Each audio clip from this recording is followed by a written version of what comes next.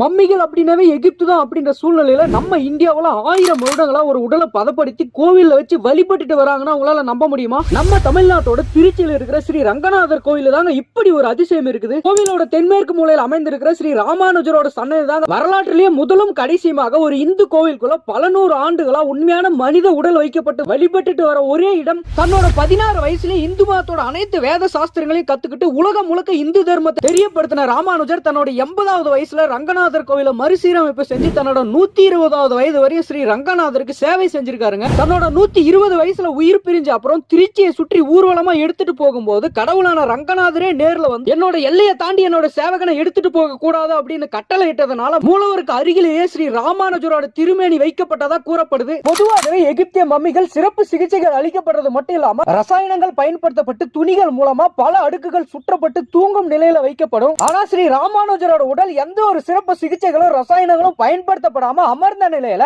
இன்றோ நேற்றோ இல்லைங்க சுமார் 1000 வருடங்களா பாதுகாக்கப்பட்டு வருது. வருஷத்துக்கு 2 முறை கற்பூரம், சந்தனம் மற்றும் குங்குமப்பூ மட்டுமே பயன்படுத்தி சுமார் 1000 வருடங்களா ஸ்ரீ ராமானுஜரோட திருமேனி பாதுகாக்கப்பட்டு வருதாங்க. ரொம்பவே ஆச்சரியப்படக்கூடிய விஷயம் என்னன்னா ஸ்ரீ ரங்கநாதரோட மகிமையால இறந்த 1000 வருடங்கள் ஆனாலுமே ஸ்ரீ ராமானுஜரோட கண்கள் தெளிவாக தெரியுறது மட்டும் இல்லாம அவரோட நகங்கள் கூட அப்படியே இருக்குதாங்க. வாழ்க்கையில ஒரே முறையாச்சு ஸ்ரீ ரங்கநாதர் கோயிலுக்கு போயிட்டு இந்த மாதிரி ஒரு அதிசயத்தை பார்த்து ரசிச்சுட்டு வாங்க மக்களே.